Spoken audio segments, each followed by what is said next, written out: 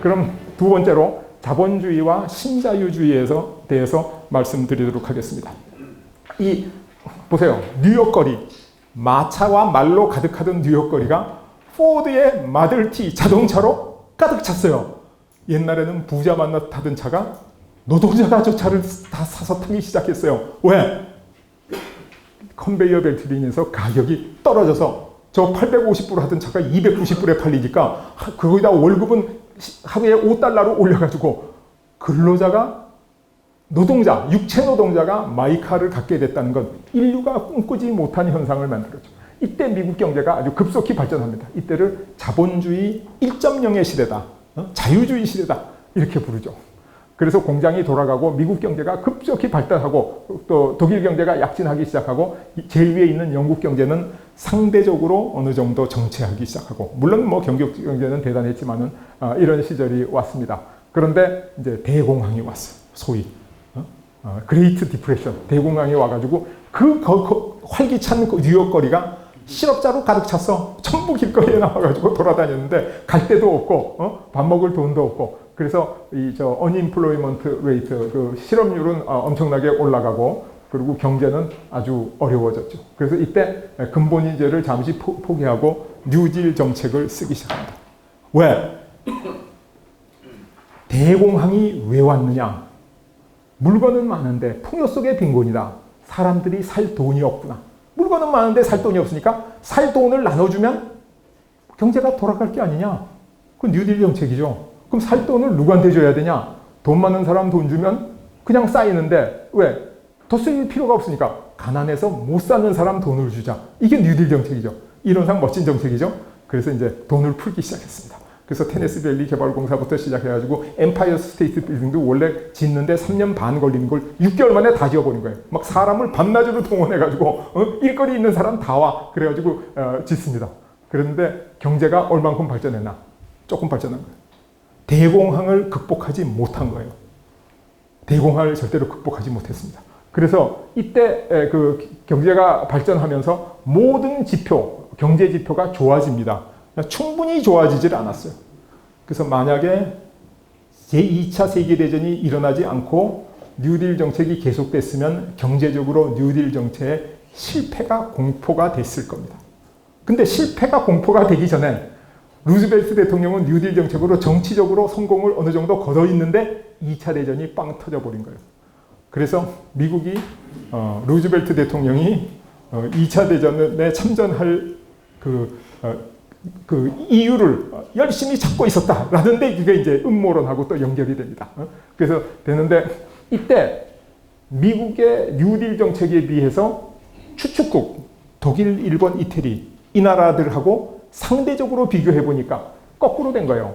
미국의 회복보다 추축국의 회복이 훨씬 빨라서 상대적인 비율은 떨어지고 있는 거예요. 저게 무슨 얘기예요? 독일하고 일본은 그때 어떻게 했냐? 대공황을 극복하기 위해서 군비 확장을 시작한 거예요. 탱크를 막 만들고 항공기를 만들고 폭격을 생산해서 막 쟁이기 시작한 거예요. 그럼 군비 확장이라는 기업에 대한 투자, 뭐 그게 탱크를 만들든 자동차를 만들든 기업에 대한 투자죠. 과학기술에 대한 투자고 기업에 대한 투자와 뉴딜 정책하고 성과가 어느 게 좋았냐?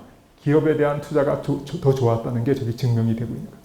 근데 학자들이 저걸 연구 안 해. 저걸 연구하면 독일 히틀러 예찬론으로 오해받고 싶어가지고 아무도 저 팩트를 연구하지 않아요. 발표하지도 않아. 그런데 저게 굉장히 중요한 의미가 있는 겁니다.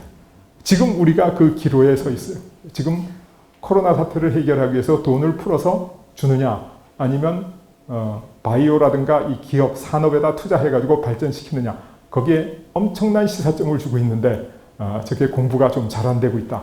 가슴 아픈 일이죠. 2차 대전이 터집니다. 그래서 2차 대전이 터지고 나서 완전 고용이 이루어지고 완전 고용이 아니라 120%, 130% 고용이 이루어져서 막 남자들이 전쟁에 나고 여성들이 경제활동 인구로 편입이 되기 시작해요.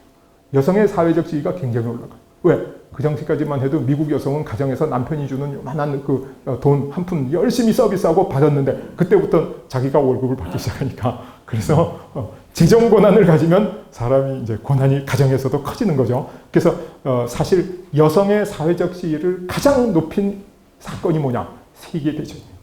세계대전으로 여성이 재정권을 갖게 되고 사회인으로 대접받기 시작한 거예요. 미국에서 여성의 지위는 굉장히 낮았습니다. 미국의 흑인한테 투표권이 주어질 때 미국 신문에 사설이 뭐가 났냐면, 야, 큰일 났다. 이제 우리가 니그로한테까지 투표권을 주는구나. 이러다가는 이제 여자들까지 투표권을 달라 그럴지 몰라. 그 사설이 있어요. 이러다가는 여성한테까지. 그러니까 우리가 상상하는 것보다 서구에서 여성의 사회적 지위가 얼마나 낮았는지 알 수 있죠. 그래서 2차 대전으로 이게 이제 완전히 개선이 됩니다. 그래서 unemployment rate가 막 개선이 되고 성장률, 실업률 2차 대전이 끝나고 나서 굉장히 좋아졌습니다. 이게 뭐보다 좋으냐? 워싱턴 컨센서스보다 좋다. 워싱턴 컨센서스는 신자유주의, 자유무역을 통해 가지고 자유금융을 통해서 세계를 발전시키는 정책을 일반적으로 워싱턴 컨센서스라고 부르는데, 그 연구소와 국제기구에서 남미, 후발국 남미의 경제를 자문하기 위해서 처음에 연구돼서 만들어진 건데, 이게 자본주의 2.0이 끝나고 대처 레건 시대 신자유주의에 그 적용된 이론의 기반인데, 그거보다 훨씬 더 좋은 성과가 나왔다는 거죠. 2차 대전 후에 골든에이지, 황금기. 이게 제가 가장 열심히 연구하는 중심이 되는 이론입니다. 그래서 전후에, 그래서 황금기가 딱 오다가 황금기가 끝나요. 왜 끝나냐? 소위 인플레이션과 언인플로이먼트가 겹치는 스태그플레이션이 오고, 거기다가 오일 쇼크가 터져서, 그래서 위에서 보면 1차 오일 쇼크 때 소비자 물가 지수가 확 올라가요. 2차 오일 쇼크 때 또 확 올라가. 그리고 밑에 볼 것 같으면 GDP 성장률은 1차 오일 쇼크 때 마이너스로 가. 또 2차 오일 쇼크 때 마이너스로 가. 그래서 오일 쇼크가 와서 1차 오일 쇼크가 욤키프르 전쟁, 2차 오일 쇼크가 이란 혁명, 그리고 이란 이라크 전쟁 때 피크를 치면서 석유값이 올라가. 그래서 이 기간을 통해 가지고 자본주의 2.0은 실패했다. 이제는 안 된다. 자본주의 3.0으로 가야 된다. 그래서 자본주의 3.0 신자유주의로 가게 되고, 신자유주의를 이끈 그 대표적인 학자들이 밀턴 프리드만, 폴 보커, 앨런 그랜스펀 이런 사람들이 통화주의를 주장했고, 과거에 2.0 소위 그 2차 대전 이후에 황금기를 이끌던 학자들은 폴 크루그만, 스티글리츠, 서머스 뭐 이런 사람인데, 통화주의가 이기죠. 정치적으로 이것을 성공시킨 지도자 대처, 마가레트 대처, 철의 여인, 그리고 미국의 레이건. 그래서 대처리즘과 레이건이즘이 자본주의 3.0 시대를 열었다. 그래서 자본주의 3.0 시대에 경제가 상당히 안정이 되죠. 자본주의 3.0 시대에 경제가 안정된 게 여러 가지 경제 지표로 나타납니다.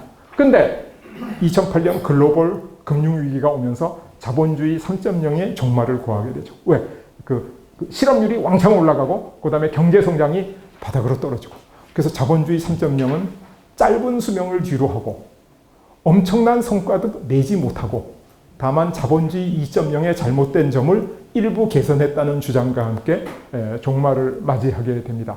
그래서 자본주의 3.0을 뭐라고 부르냐? 신자유주의라고 불러요. 이게 신자유주의. 신자유주의. 그래서 자본주의 3.0 신자유주의의 핵심 내용은 뭐냐? 세계화, 규제 완화, 민영화, 노동의 유연화. 이렇게 볼 수가 있어요. 이게 우리가 IMF 금융위기 때 신문을 계속 도배하던 내용이죠. 개방화. 그래서 자유방위형 경제를 시작해가지고 비능률을 해소하고 효율성을 높여야 된다는 긍정적인 효과도 물론 있었지만은, 불황과 실업이 생기고 빈부격차가 확대되고 시장 개방 압력으로 인한 선진국 간의 격차, 국제적인 선후발국의 격차, 국내 빈부의 격차, 이게 점점 커져가지고 갈등공화국, 세상의 갈등을 만들어내는 원천이 됐죠. 그래서 우리나라에서는 준비되지 않은 세계화를 했어요. 지난 시간에 말씀드린 것처럼 사고공화국의 불명예를 잇고 정치적으로 국민들을 어떻게 좀 이끌어 가볼까? 실질이 아닌 명분으로. 그래서 OECD에 일찍 가입했더니 어떤 문제가 생겨냐? 선진국 가입을 위해서 엄청난 대가를 치렀다. 아직 우리는 능력은 없는데 선진국 기준의 제도와 규칙을 다 수용해버렸어요. 자본시장, 서비스 시장, 외국인 투자 이거 자유화해버렸어요. 그랬더니 정부가 이제 경제에 대한 통제력을 상실한 겁니다. 여러분들은 죽고 사는 약육강식의 기업 세계에서 지금까지 살아오셔서 잘 아시잖아요. 기업이라는 게 조금 너무 빨리 가면 도산해요. 조금 늦게 가면 뒤떨어져. 그 시기를 맞춰야 되는데 우리 국가가 앞서간 거예요. 능력은 없는데, 능력 없는데 큰 사업에 투자하면 돈 부족하면 어떻게 해요? 사채 끌어다 쓰다가 거기 사채 이자에 말려가지고 기업이 완전히 부도나는 거죠. 우리 그런 형국이 됐다는 거죠. 그래서 과거 한강의 기적을 이룩할 수 있었던 우리의 고유한 성장 방정식과 성장을 동력을 상실하는 계기가 됐다. 그래서 우리나라의 자본 자유화가 되고 원화가 고평가되니까 외국 자본이 유입이 많이 되고 기업이나 이런 그 기관에 차입이 많이 되고 차입이 많이 돼서 빚은 많이 져놨는데 이자율도 낮고 그런데 갑자기 동남아 국가 외환 위기가 발생하니까 투자자들이 회수하기 시작했어요. 그래서 우리 돈 회수해가니까 IMF가 터진 겁니다. 우리가 잘못한 건 과거의 경제 발전은 잘 시켜놨는데 마지막에 가서 조금 빨리 가서 과잉 투자하다가 그냥 당한 거예요. 동남아 위기에. 그래서 우리가 외환 위기를 맞게 됐죠. 그래서 무분별한 금융시장 개방의 결과로 외환 위기가 발생됐다. 그래서 IMF 구제금융의 지원 조건과 결과를 볼 것 같으면 자본시장을 추가 개방하고 기업의 인수합병을 간소화하고 고금리 정책을 쓰고 고강도 구조조정을 하고 공공부분의 영유화. 그래가지고 어떻게 되냐. 한보부도, 산미부도, 진로부도, 한신부도, 육화부도, 고려부도, 쌍방울부도, 기아부도, 나산부도, 극동부도 막 다 나가가지고 결국은 대우시럽이 부도가 나게. 우리나라를 이끌어가던 중추, 척추가 한 군데 부러져 나가기 시작한 거예요. 이거 기가 막힐 노릇이죠. 그래서 부도기업의 양산, 실업자의 양산. 그때 우리나라의 경제를 이끌어가는 주요 요직에 있던 사람들을 보면 13명 중에 10명이 신자유주의를 옹호하는 미국과 영국에서 교육을 받았고 나머지 3명은 국내에서 그분들한테 교육을 받았다. 이게 다 신자유주의. 그래서 제가 박사과정 때 제 지도교수가 신자유주의 강의할 때 치열한 토론을 시작했죠. 그랬더니 처음에는 미스터 김, 너 굉장히 창의적이고 열정적이다. 다른 학생들 미스터 김처럼 생각을 깊이 해라. 그랬더니 한 학기 중간쯤 가니까 제가 질문할 때마다 표정이 조금 나빠지기 시작해요. 본인이 대답을 잘 못하니까. 한 학기 끝나더니 저를 딱 부르더니 제 지도교수였어요. 너는 나하고 철학이 다른 것 같으니까 이제 각자 제 갈 길을 가자. 5살짜리 애 지금 시장에 가가지고 우리 각자 제 갈 길을 가자. 장학금 뺏겨버린 거예요, 그냥. 풀스칼라십 받은 거. 그래가지고 막 제가 샤워를 하면 머리도 왕창 한 줌씩 빠지고 발에 막 무좀도 생기고 아주 엄청난 스트레스를 받은 적이 있습니다. 왜? 그 학교는 엄청나게 학비가 비싼 학교로 유명한 학교예요. 미국에서. 미국 주립대학 중에서는 제일 비싸요. 사립대학보다도 더 비싸. 그래서 거기서 되면 이번 여름방학 때 워싱턴에 가가지고 다림질 하는 일을 할까? 뭐 노상 그런 걱정하고. 왜냐하면 우린 영어가 잘 안 돼서 중국집에 가서 서브해도 팁을 잘 못 받아요. 접시 닦아야 돼. 그거 가지고는 학비가 안 돼. 그래서 그런 걱정을 했는데 어쨌든 그래서 우리나라가 자본주의 4.0의 시대로 넘어가야 되는데 자본주의 4.0이 뭔지 잘 모릅니다. 자본주의 1.0은 자유주의, 시장 원리에 의한 자유주의고 2.0은 수정자본주의. 정부의 역할을 강화해가지고 이 대공황 같은 걸 막아야 된다는 거고 자본주의 3.0은 아니야. 자유주의로 돌아가야 돼. 자본주의 4.0은 아직 뭔지 아직 잘 모르겠어. 조금 더 연구해야 돼. 지금 이렇게 돼 있는 거죠. 그래서 외환위기는 정책 실패의 결과가 아니라 우리가 과거에 한강의 기적, 다음 시간에 말씀드릴 엄청나게 잘했는데 우리가 정책 성공 과정에서 생긴 부작용이었다. 신자유주의는 약의 부작용을 피하려고 약을 끊은 거예요. 약의 부작용을 피하려고 약을 끊으면 어떻게 돼요? 사람 죽죠. 그래서 의사하는 친구가 내가 열심히 약을 써서 환자를 반쯤 구해놓으면 어느 날부터 병원에 안 오기 시작한대. 어디 가냐면 기도원에 들어가게. 아니면 무슨 뭐 자연주의 요법을 뭐 한대. 그러다가 죽게 돼서 오면 정말 가슴 아프다. 그래서 우리가 한강의 기적으로 정말 세계에서 제일 가난한 나라를 예비 선진국까지 올려놨는데 그걸 포기해버리는 거예요. 부작용이 조금 생겼다고. 그 이제 위험한 거다. 이게 한강의 효과까지, 약의 효과를 포기해서는 안 된다. 그래서 우리가 중진국의 함정을 벗어나지 못하는 가장 큰 이유다. 이렇게 말씀드릴 수 있습니다. 정말 중요한 일이죠.